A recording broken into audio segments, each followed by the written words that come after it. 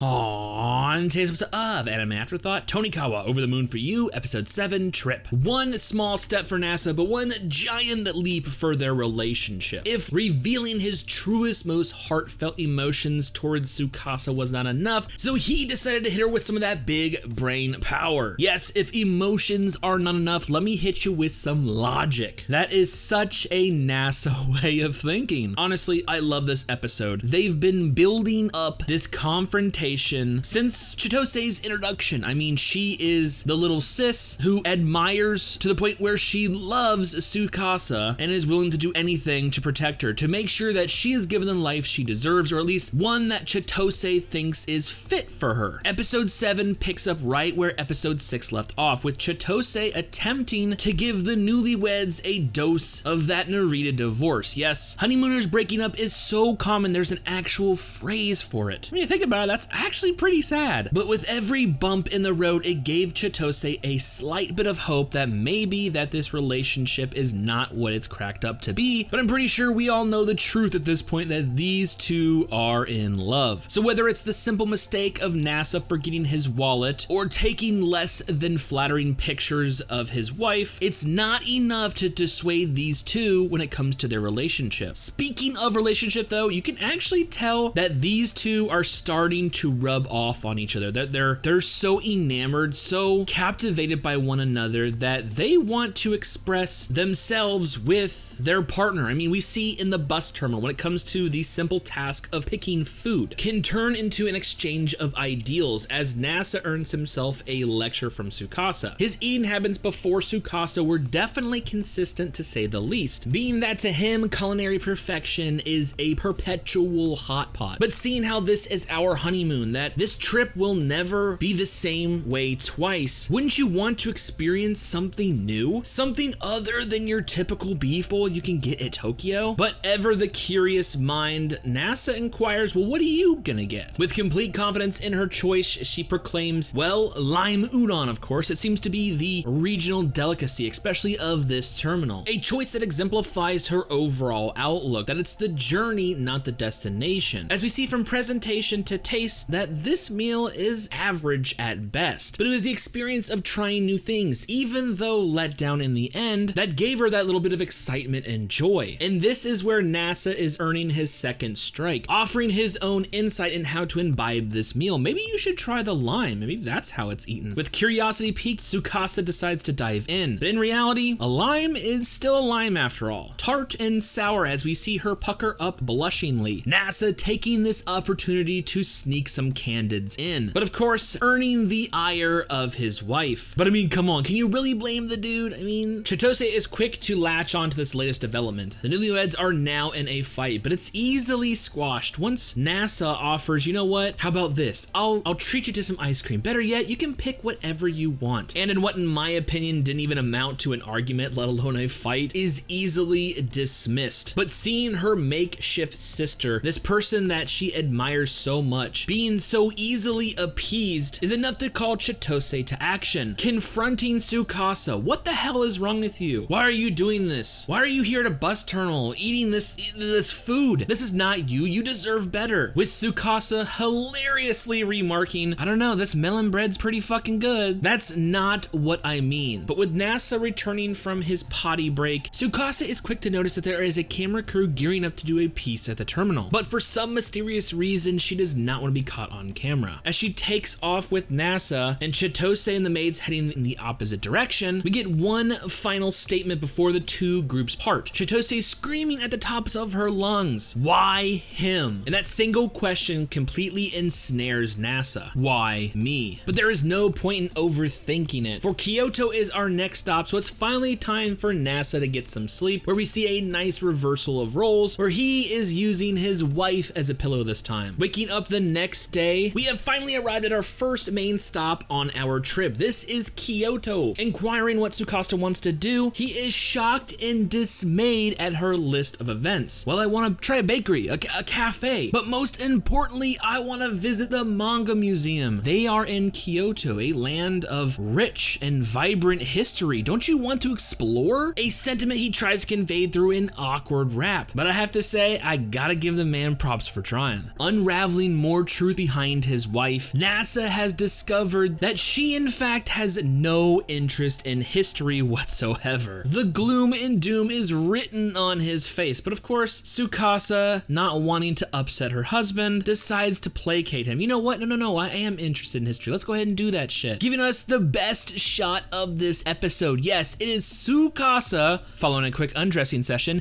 in a kimono. This is how you say cute. But before their NASA coordinated tour is underway, they're once again interrupted by Chitose. Yes, she has located the pair and once again is deciding to intervene, but this time NASA is given his approval. Yes, you know what? Let's split up. I think it's time that you and me have a little talk. Of course, Tsukasa getting the better end of this deal, not only being able to visit the bakery and cafes that she wanted to, it just so happens that they have tickets to the manga museum. But let's just say, although she gets what she wants, in the end, narratively speaking, this needs to happen for NASA and Chitose. As NASA puts it, I want our relationship to be something that everyone can talk about. So getting Chitose's blessing is a must. And I guess the only way to do that in her eyes is to go out on a date, following the well-choreographed plans in NASA's notebook. Chitose is quite surprised about this day's events. Not only that, she's beginning to uncover why Tsukasa likes him so much, that he is exactly what she likes, as we see it explained from her own mouth to the maids. When questioned about why she likes NASA so much, it's not only that, yes, he is cute, but he is in reality such a good person. His words speak volumes. When introducing me to someone, he talked so highly and was able to compliment them in a way that felt so genuine. I think that's a true reflection of who he truly is, and Chitose is noticing this, admitting to herself that she can understand why Tsukasa picked him. But just because she can understand doesn't mean that she has to accept it. In fact, she denies it. By all means, I am so much more perfect for Sissy than you. I've known her longer. I know more about her. So why? Why you? And this is where we get an amazing speech to cap off this episode from NASA, where he goes in and just begins to explain not only his feelings towards Tsukasa, that he thinks she's like the most cute girl in all of the universe. He even begins to explain their past and how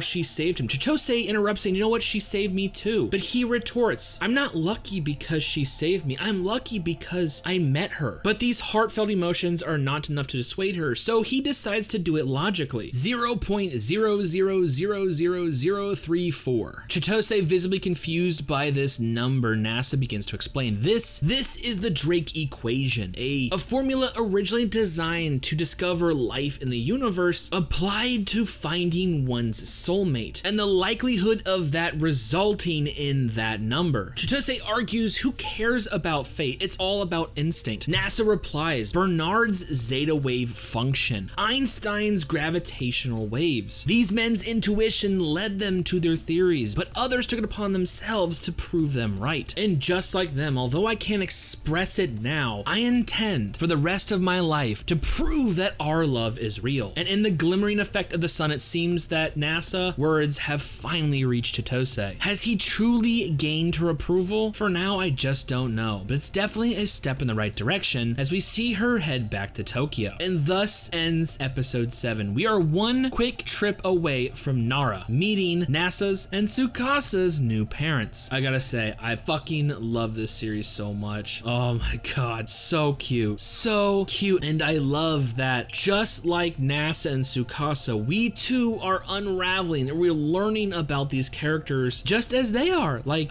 oof. But you know what? From everything NASA says, his parents are weird. I mean, we saw him in a flashback and that's about it. But from the little glimpse we got of the mom just through texts and a phone call, I'm excited to see these quote unquote weird parents, and yeah, hopefully they live up to their reputation. So with all that being said and more Tonikawa, I honestly cannot wait for future episodes.